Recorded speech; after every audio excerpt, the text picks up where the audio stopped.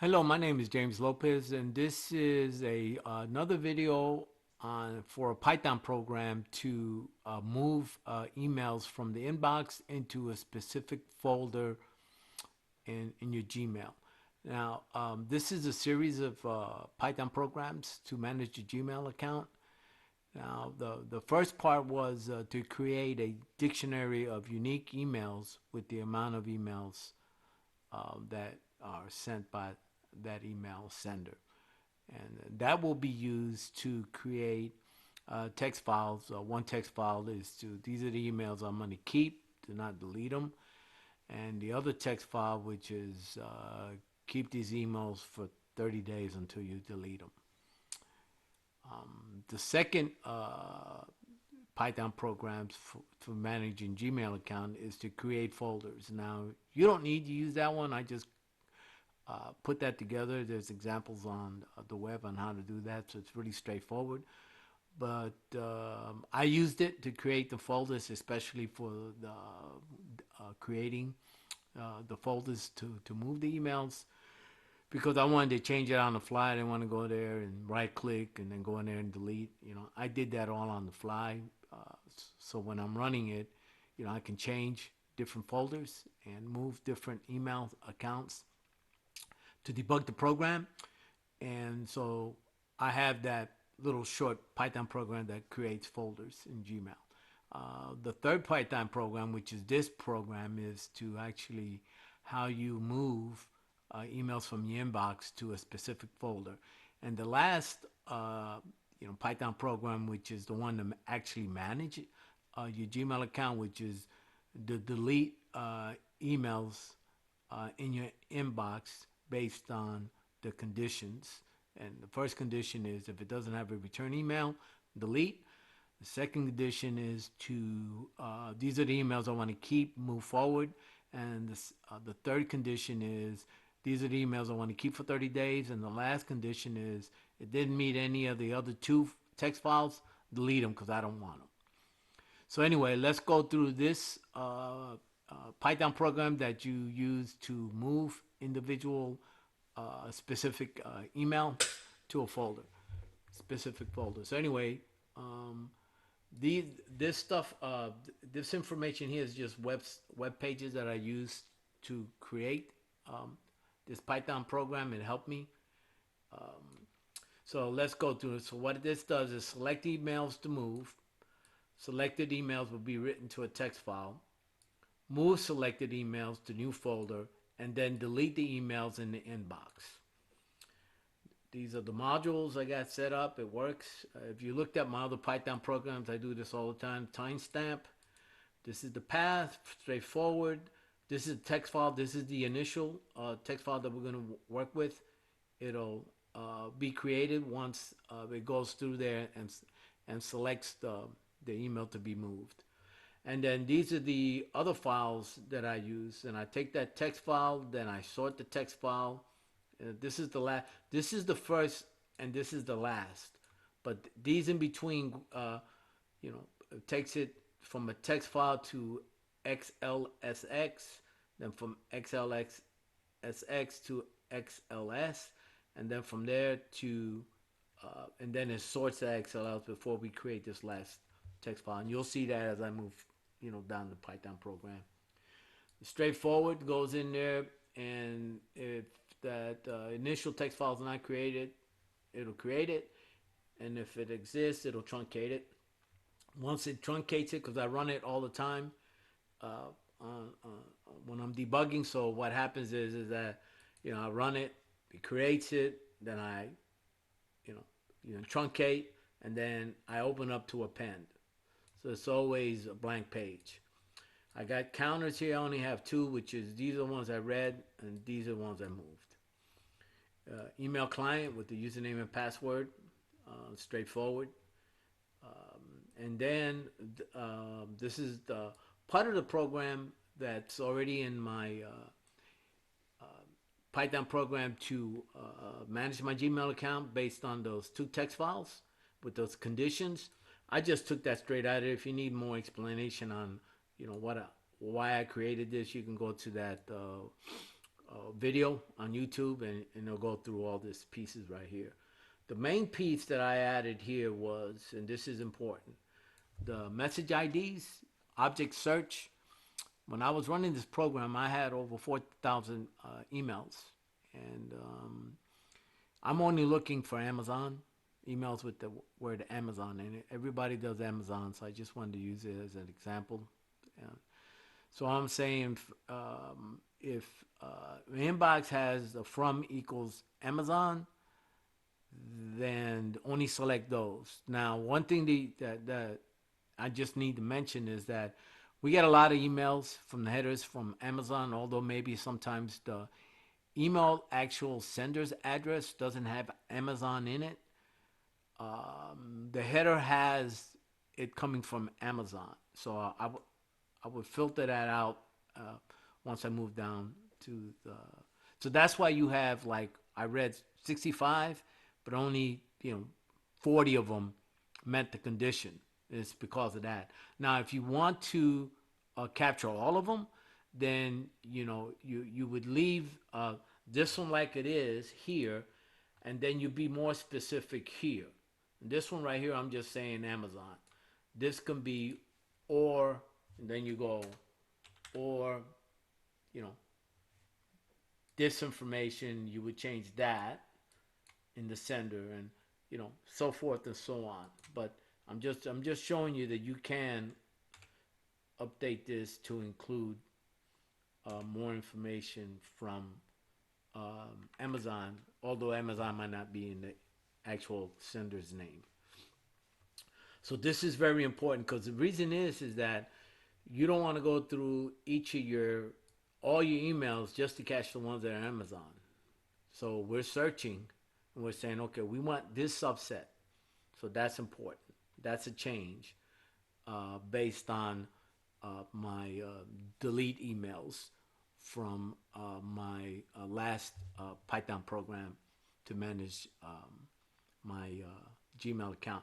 Now, this is specific only for folder inbox, but since this is a list, you can add other folders or subfolders, and you would update this. Now, I don't do that, but you would update this here, and you would update this here. So there's things that you have to do. Since you got an Amazon here, you go to Amazon here.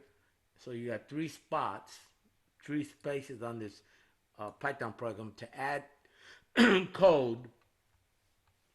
So yeah, and the thing about it is it'll based on this here, changes to this, it'll just loop through each one of them. You have to, change the if statement. You would write the message ID, and you come over here blank. But when you come over here, you would have to change this with the if statement, and you have to say, well, if it's Amazon, if that, or if it's Bank of America, so forth and so on. So what happens? You go here, and it'll loop here to the end of the file. This one, it just goes Amazon, but this will go Amazon, Bank of America, TJ Maxx, whatever store or whatever email or whatever credit card or anything that you have, you would put it here, and it'll just loop here. It'll loop here, it'll loop there, and it'll loop here. So, but that's a little bit more involved. This just does one, Amazon. So anyway, like I said, you do that, and you come down here. This is straightforward. Another thing I did was I split the year, month, and day from the hours, minutes, and seconds from the email date. And you see right here, email date, and then date time. I put date time, and then hours, minutes, and second. I split these out. So this is split out twice here. And that's the other addition that I was added to this program. Then you go out here, and this is the move folder. So you need to put the move folder right here. So I do have an Amazon. I didn't use it because that's my production. So I created folder 1 and I ran the program on that folder. So when I moved it from the inbox, I didn't delete it, but when I moved it to the inbox, I went ahead and I created this folder just for this program. So this would be the actual folder that you're moving all of your specific emails. In this case, would be Amazon. And you got the copy here, and this is the lead. So what happens is copy and then appends that email to to the delete. So it's appending, appending, appending, appending, and then down here I deleted them. Once you delete them from here, they're gone from the inbox. So I commented it out because I just wanted to, see what it was. It was actually moving them.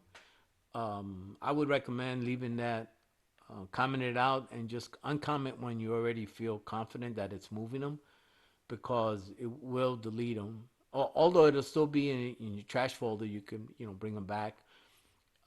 Just if you don't want to jack with that, just go ahead and just uncomment it.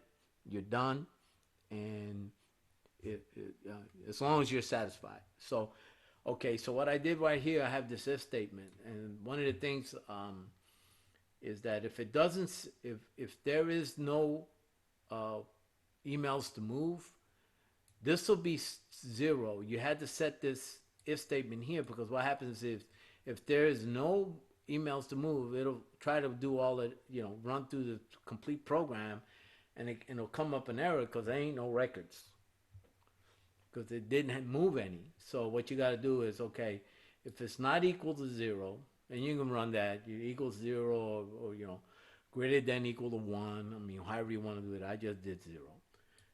Then it'll run through here. So let's go ahead and look at what I'm doing. So what I'm doing is, real quick, I'm going from the text file to XLSX. Then I'm going from the XLSX to XLS. Then I'm going to a text file. So, and these are the modules. So in other words, this is using this module. This is using this module, right? So let's go ahead. So this part right here is using OpenXL. So I'm creating an Excel file from the text file. So it creates a text file. We're reading it, and then we're going ahead and we're creating an Excel file off of it. That's it. Real simple. So then what happens is I take that XLS, and I got these time timestamps right here to stop it. I set these to 200 here and here, and I just left it at 2. You don't have to. I just leave it on there, just in case you want to run it and you want to pause it. You just add it. If you don't want to put it, you go over here and just comment it out. You know, so you don't need that. So anyway, what I do here is when I go from OpenXL again, when I'm going from XLSX to XLS, one of the things that was happening when I was running it, it was giving me a pop-up to save.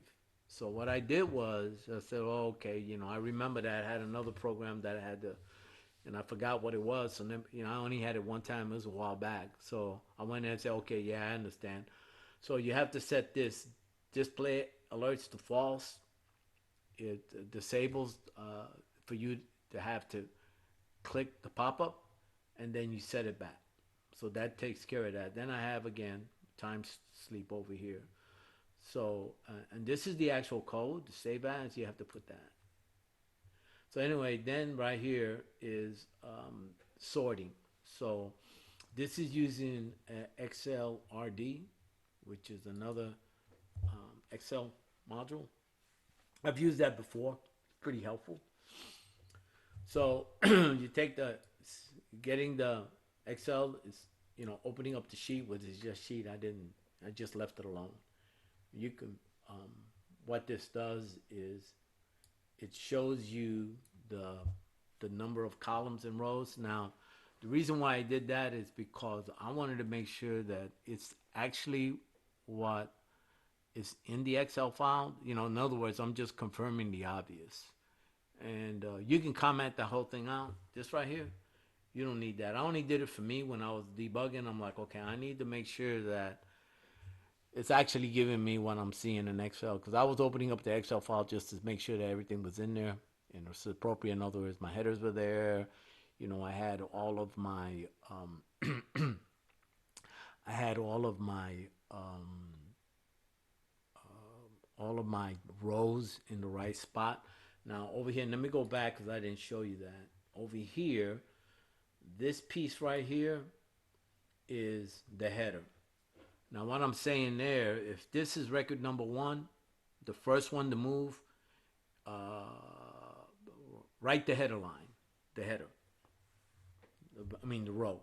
So you have sender, folder, message, message, e-date, and then I took this e-date and I did that. I went ahead and I created two. And then I wrote the line.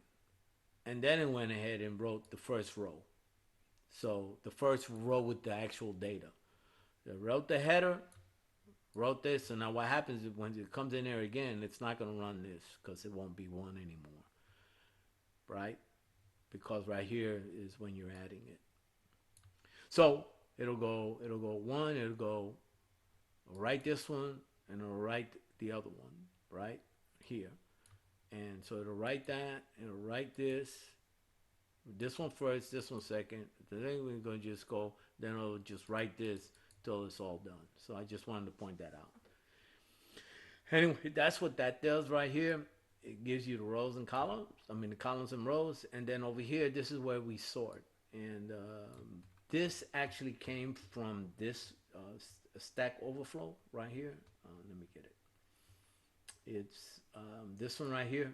Real good example. I took that and I said, okay, yeah, I can work with that and bring it in. So it sets it up, the sheet and everything, and we have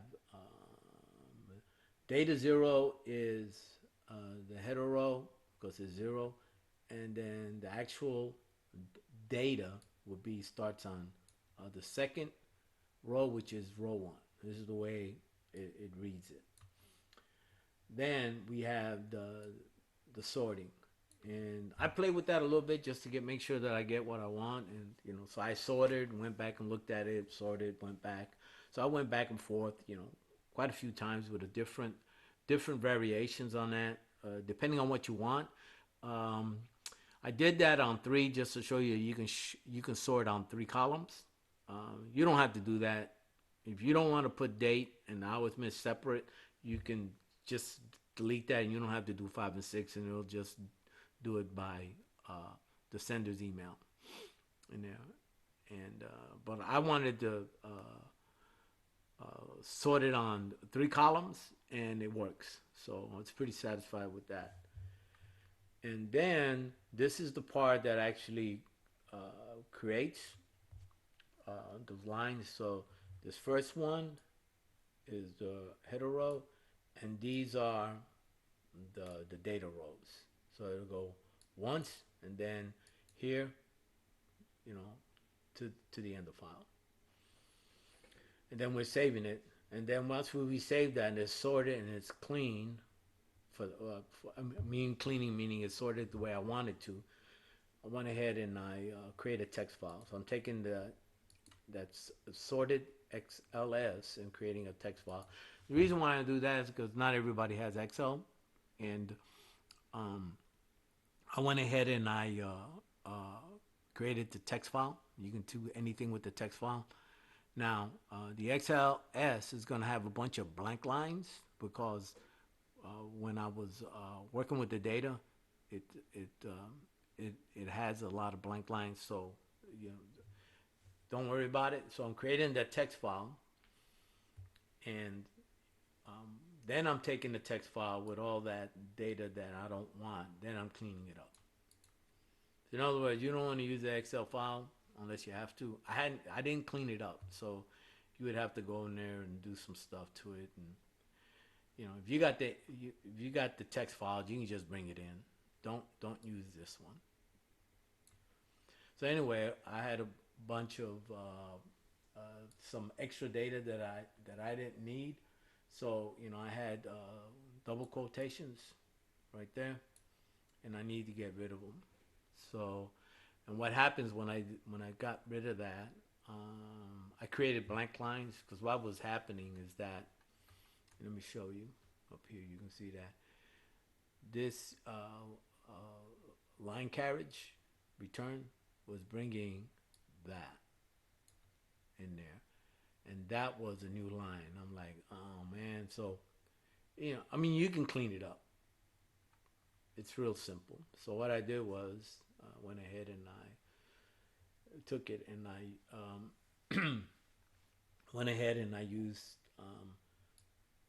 the lambda to get rid of that, and then I overwrote the file here, right here. Oh, by the way, I used Panda here to convert the XLS to a text file.